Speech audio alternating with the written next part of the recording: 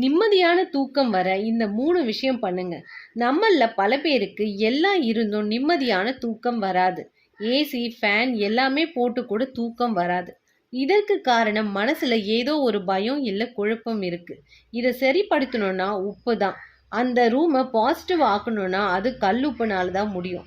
பொதுவாகவே பாசிட்டிவ்னாலே அது கல்லுப்பு தான். அந்த ரூம்ல ஒரு பவுல்ல கல்லுப்பை வைங்க. அதுக்குள்ள 5 ஜாதிக்காயை புதைச்சி வைங்க. மிளகு போட்டு வச்சுக்கலாம். கல்லுப்பு தான் பாசிட்டிவ் எனர்ஜிக்கு ராஜா.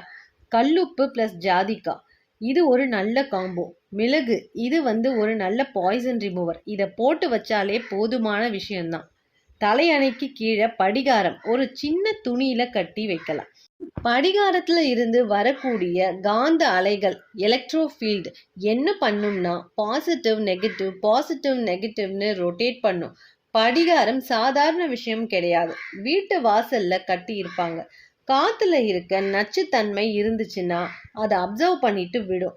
நேச்சுரல் சானிடைசர் மாதிரி உங்களுக்கு வர தூக்கமின்மை, எதிர்மறை ஆற்றல் எல்லாத்தையும் நீக்கும்.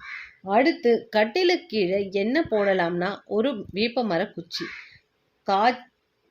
காஞ்சாலும் சரி அந்த குச்சியில இருக்க சக்தி அழியாது. அந்த கட்டிலுக்கு கீழே போடலாம். இந்த 3 விஷயம் கல்லுப்பு, படிகாரம், வேப்பமர குச்சி இது எப்போ மாத்தலான்னா உப்புக்கு அழிவே கிடையாது. வேணும்னா ஒரு 3 மாசத்துக்கு அப்புறம் மாத்திக்கலாம்.